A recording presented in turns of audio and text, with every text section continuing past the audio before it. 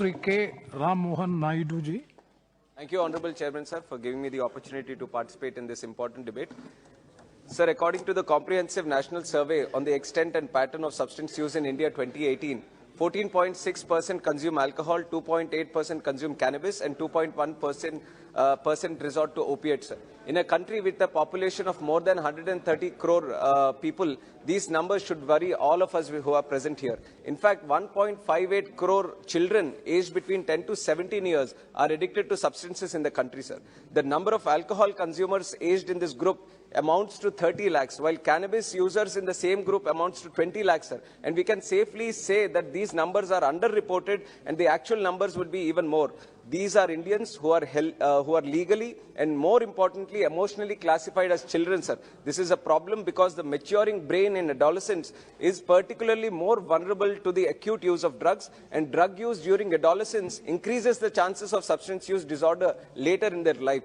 However, in order to tackle this issue, we need to understand the geography and the geopolitical situation behind it, sir. India is sandwiched between two major drug-producing rings in the world, which is the Golden Crescent, comprising of Pakistan, Iran and Afghanistan, and the Golden Triangle, which comprises of Thailand, Laos and Myanmar. Hence, India is located in a location that will inevitably make it vulnerable to the drug trade, sir. And since many of the drug trade supply chains are international, it becomes all the more pertinent to take up these negotiations with neighboring countries and evolve regional security architecture to combat this issue, sir. And platforms like SAARC, ASEAN or regional NSAs meet could serve as a great platform for the central government also, sir.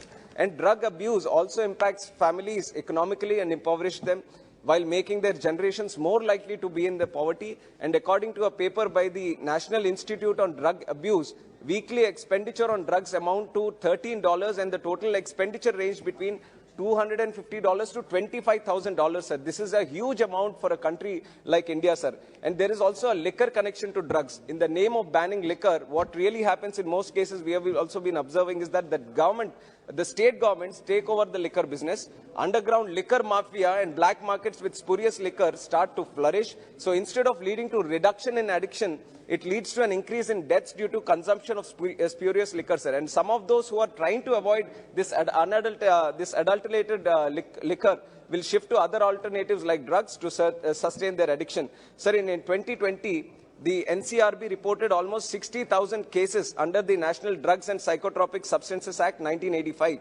which was reportedly a twofold increase in the last decade alone, sir. So clearly, a legal-only approach towards drug abuse and addiction is not yielding satisfactory results. Instead of a retributive justice and punitive framework, the governance structures need to approach it as a public health problem, sir. A disease that needs to be tackled through rehabilitation instead of revenge. Instead of a compulsory imprisonment for the possession of small amounts of drugs, according to the NDPS Act, a de-addiction treatment and rehabilitation strategy should be adopted by the central government, sir. And any or all treatment gaps for drugs users should be plugged at the earliest. There is a need for district level and other forms of decentralized survey, sir, regularly to identify all at-risk districts or regions and develop a specific plan for them. Last minute, I'm just concluding, sir.